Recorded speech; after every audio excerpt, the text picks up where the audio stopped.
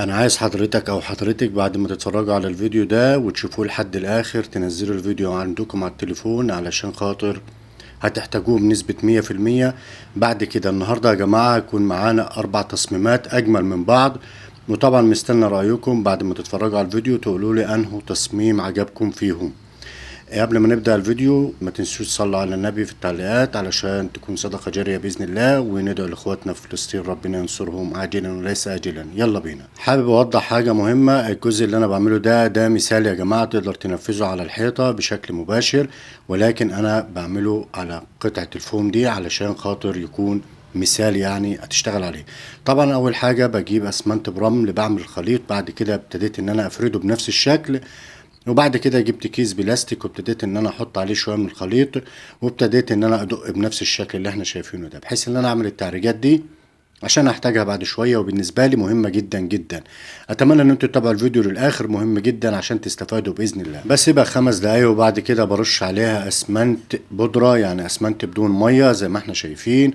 برش واحدة جنب واحدة وبسيبها تشد شوية، يعني 5 دقايق كمان، وببدأ بعد كده بمسطرين او باي حاجة عندي ببدأ ان انا اسويها، ولكن على الهادي، يعني مش بضغط جامد، بحس ان انا بس بساوي كله ببعضه ولكن خفيف، بحس ان انا اسيب دواخل وحتت بارزة. بس انا بس بنيم الاسمنت على خفيف وخلاص. بعد كده بسيبها حوالي ساعتين وببدأ ان انا اقسمها طوب، اللي هو الطوب او الحجر الفرعوني، بنفس الطريقة دي الارتفاع بتاعها بيكون 5 سنتي في 15 سنتي العرض زي ما هنشوفه دلوقتي. ممكن بمسطرة او بميزان او باي قطعة خشب بتبدأ ان انت تقسمها بنفس الطريقة دي. الموضوع سهل جدا وبسيط، وطبعا اي سؤال انا موجود معاكم في التعليقات وانا تحت امركم كلكم. اهوت ببدأ ان انا اقسم الشغل بتاعي واظبطه، بسيبه يوم كامل، وبعد كده بستخدم معايا اللون الاسود ايا كان بقى اللون الاسود، ولكن احنا هنحاول نبعد عن الالوان الزيتية وهنشتغل بالالوان المائية زي ما احنا متعودين.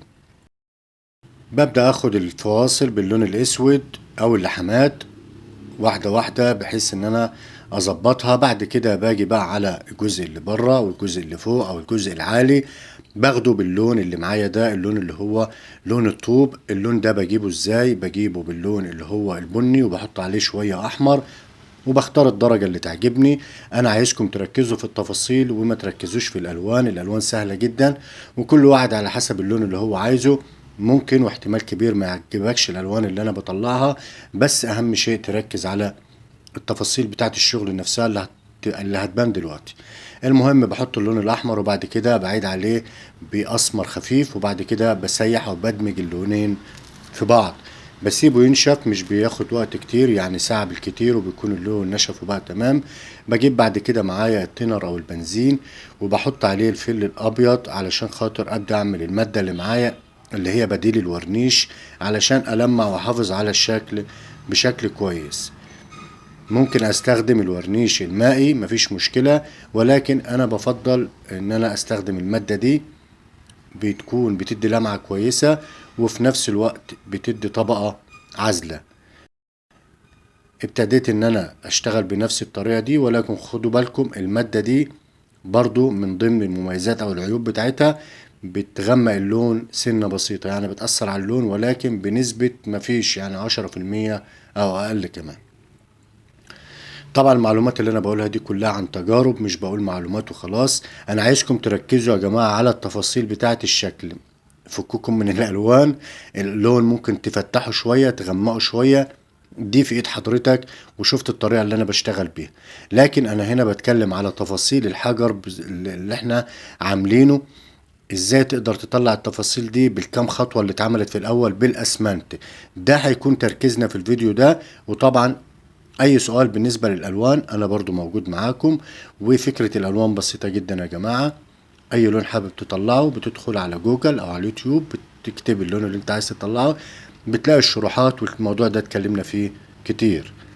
شوفوا يا جماعة التفاصيل وجمالها، حاجة جميلة جدا، كأنك عامل طوب باني بطوب، طوب عادي.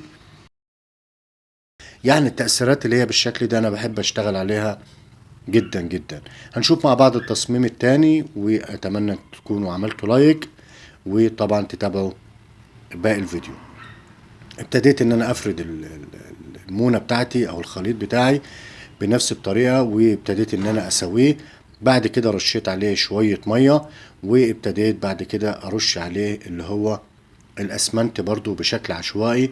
ولكن وانا برش يا جماعة ببدأ ان انا افرد بمسطرين او بمعلقة او باي حاجة انا شغال بيها، بفرد على فوق. خدوا بالكم بس من الحتت الصغيرة دي، علشان هي دي اللي بتبان في الاخر، وهي اللي بتفرق معايا في الشغل بعد كده، يعني بتفرق في الشكل النهائي. بسيبها بالظبط ربع ساعة، وببدأ بعد كده ان انا اخطط بالشكل ده. ممكن ربع ساعة، ممكن نص ساعة، مفيش مشكلة، اهم شيء تكون شمعت. وببدأ بعد كده ان انا اخطط بالطريقة العشوائية دي. انا بعمل احجار هنا يا جماعة، ولكن الاحجار اللي هي بتكون مش مش متساوية في المقاسات ولا في المباني. هنشوف دلوقتي التأثير هيطلع عامل ازاي. بعد كده ببدأ ان انا بمشرط او بسكينة حادة، وببدأ ان انا اظبط اللحامات بتاعتي بالطريقة دي، مثلث مقلوب من الجنب ده ومن الجنب ده، وببدأ ان انا افرغه قدر المستطاع علشان يديني في الاخر الشكل اللي انا عايزه اهوت. واحدة واحدة، مش بسيب لحام الا وبفرغه بنفس الطريقة، ولكن عاكس ومعكوس. بعد كده حطيت معاه يا جماعة اللي هو اللون الاسود، ولكن حطيته في البخاخة دي علشان انا حابب يطلع معايا التأثير بالشكل اللي هنشوفه دلوقتي. ابتديت ان انا اشتغل نظام دمج بالالوان، يعني حطيت اللون الاسود ولكن خففته خالص، وبعد كده بالفرشة ابتديت ان انا امسحه بنفس الطريقة دي. بسيبه بقى ينشف براحته، وبعد كده بجيب اللون الابيض او اللون الرمادي الفاتح، بختار اي لون منهم، ابيض او لون رمادي فاتح. خدوا بالكم في حتة هنا ناقصة ما صورتهاش للاسف. انا بعد ما حطيت اللون الابيض ده يا جماعة، يعني بتنته بنفس الطريقة كده، ابتديت ان انا ابخ برضو بالبخاخة شوية، ومسحت على خفيف. طلع معايا التأثير اللي هنشوفه دلوقتي. قمة الجمال يا جماعة، جميل جدا جدا. وهنشوف التأثيرات روعة روعة روعة. وبرضو دلوقتي يا جماعة هنعمل حاجة برضو جميلة جدا، هنديله ورنيش مائي ونشوف شكله اتغير ولا شكله زي ما هو. طبعا ده علشان حضرتك تقدر ان انت تعمله على جدار كديكور منزلي او ديكور خارجي بنفس الطريقة، بيكون شكله فخم جدا. ممكن تعمله على مثلا لو عندك جنينة، ممكن تعمله على السور بتاع الجنينة، ممكن في مدخل بيت او في مدخل بلكونة، في واجهة بلكونة، او جزء ديكوري في المنزل، هيكون جميل جدا. ابتديت بعد كده ان انا اديله الورنيش اللي هو المائي علشان اشوف بعد كده هيبقى عامل ازاي. اداله لمعة بسيطة، لمعة خفيفة، ولكن لمعة جميلة جدا، وزوده جمال اكتر. ما هو شوفوا يا جماعة التأثيرات دي علشان تكون في جنب معاك كبير، هتكون شكلها جميل جدا، وهتكون عملت ديكور رائع بطريقة بسيطة ومش مكلفة اطلاقا. انت كده كده بتعمل بالاسمنت، ولكن بتحط لمسات من عند حضرتك، بتطلع معاك الشكل ممتاز جدا وحاجة فخمة اهوت. ان شاء الله باذن الله هعمل لكم جنب كامل بنفس الطريقة دي، والونه لكم بنفس الالوان، وهتشوفوا شكله عامل ازاي باذن الله. اوعى تنسوا تصلوا على النبي في الكومنتات علشان ربنا يبارك لنا يا رب. ويلا بينا نشوفوا التصميم التالت، تصميم جميل جدا وبإذن الله هيعجبكم. ما تنسوش تشوفوا التصميمات كلها وتقولوا لي انه واحد عجبكم. زي ما اتعودنا بفرد الاول الارضيه بتاعتي بالخليط اللي معايا. الخليط ده يا جماعه بيكون عباره عن اسمنت ورمل، المقدار بتاعه بيكون 2 ل1، 2 رمل ل1 اسمنت، كويس جدا، وبيكون شديد وبيكون تمام التمام. بعد ما بينشف وبيشمع بسيبه حوالي ساعتين لحد ما ينشف بنفس الطريقة دي. وبعد كده ببتدي ان انا اخططه او اقسمه اللي هو 3 قطع، 3 قطع، وببدأ ان انا احددهم. جبت بعد كده استخدمت معايا اللي هو المشط، مشط العادي، مشط بلاستيك، وابتديت ان انا اعمل الشكل اللي معايا ده. مهم جدا ان حضرتك تستخدم اي حاجة عندك علشان تطلع الشكل اللي انت عايزه. مش لازم ادوات غالية ومش لازم ادوات مكلفة عشان تطلع شكل كويس. انت كل الموضوع ممكن تشتغل بحتة مسطرين صغير ومعلقة ومشط وسكينة وكلام فاضي، تقدر ان انت تعمل الشغل بتاعك بشكل مميز وشكل جميل جدا. بعد ما خلصت ابتديت ان انا اعمل الخط ده شوية اسمنت جنب بعض، وسبتهم يشمعوا شوية.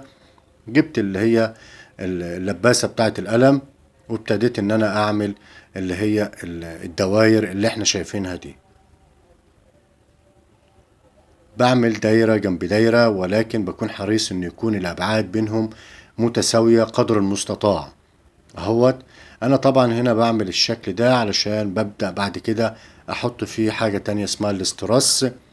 ده يا جماعة ده مش يعني دي حاجة اختياري، لو متاح عندك اعمله، مش متاح خلاص. لو مش عندك الاسترس اللي هنشوفوه دلوقتي، ممكن حضرتك تعمل دواير من الاسمنت وتحطها في الدواير ديت وخلاص وكده تمام. المهم انا هنا طبعا بشتغل على التفاصيل الصغيرة دي اللي هتبان في الاخر، وببدأ بعد كده بالفرشة اللي معايا دي. فرشة سلك يا جماعة، اللي هي بتاعة البوتاجازات وبتاعة تنظيف المطابخ والحاجات اللي زي دي. دي بتتباع عند اي محل بيبيع اللوازم بتاعة المطبخ والادوات المنزلية. موجودة، بيكونوا التلات قطع وسعرهم رخيص يعني مش غالي.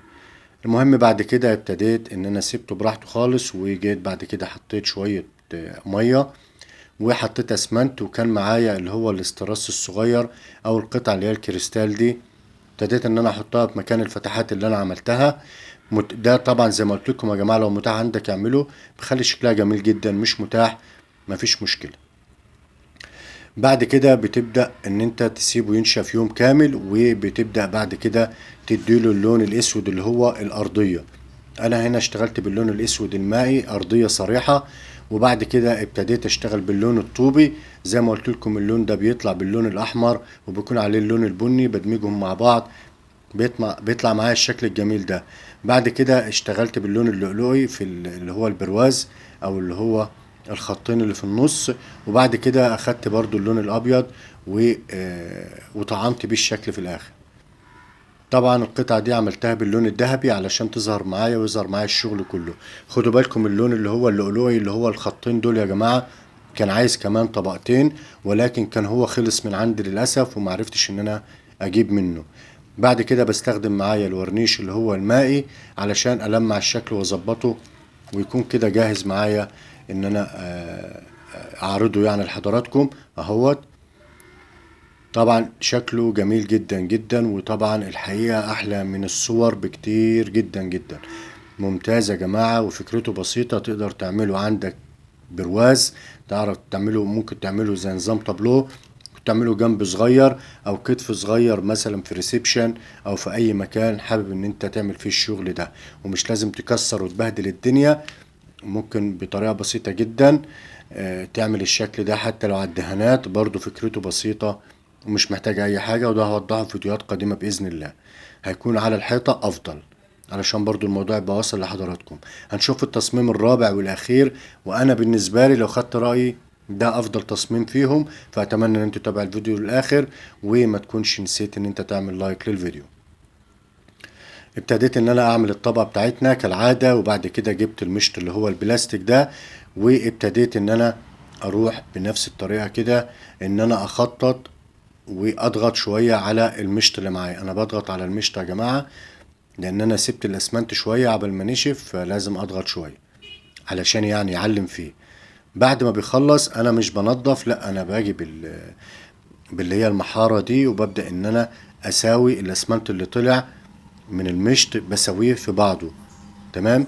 بعد كده كان عندي شوية اسمنت برضو حطيتهم، الاسمنت الاسود كان خلص، كان عندي شوية اسمنت ابيض، ابتديت ان انا احطهم بنفس الطريقة.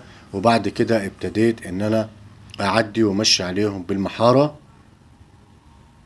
سيبته ينشف براحته خالص. وابتديت ان انا اجيب اللون اللي هو الرمادي، وخدت الارضية كلها باللون اللي هو الرمادي.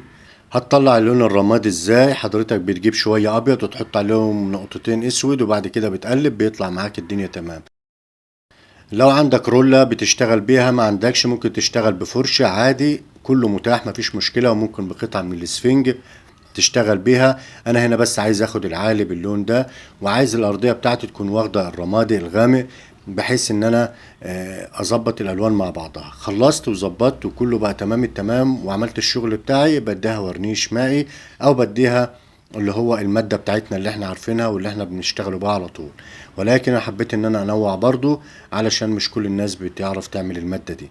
اهو يا جماعة، شوفوا يا جماعة التأثير جامد جدا جدا. شوفوا التفاصيل. متخيل حضرتك ان ده مثلا جنب عندك بتعمله بالشكل ده، جنب مثلا مفتوح او جنب صغير او طابلو او ايا كان الشكل، واخد التفاصيل دي. وطبعا بتقدر تغير في الالوان زي ما حضرتك عايز. انا هنا بحاول ان انا اوضح لك بالطريقة يعني بالالوان المتاحة عندي الشكل قدر المستطاع. ولكن طبعا موضوع الالوان ده براحة حضرتك، مفيش مشكلة. اهوت يا جماعة تصميم قمة الجمال والروعة، حاجة بسم الله ما شاء الله. شوفوا، يعني طبعا رأي في الأول وفي الآخر لحضراتكم، ولكن دي كلها تفاصيل جميلة جدا جدا. لما تقرب منها وتشوفها على الحقيقة هتشوف جمالها أكتر، وهتشوف إن دي حاجة مش يعني حاجة اتعملت بسيط بطريقة بسيطة، ولكن الفينش بتاعها ممتاز جدا جدا. اتمنى يا رب يكون الفيديو بالنسبة لكم مفيد، وما تنسوش تعملوا لايك وتدعوا لاخواتنا في فلسطين ربنا ينصرهم، وتصلوا على النبي. والسلام عليكم ورحمة الله وبركاته.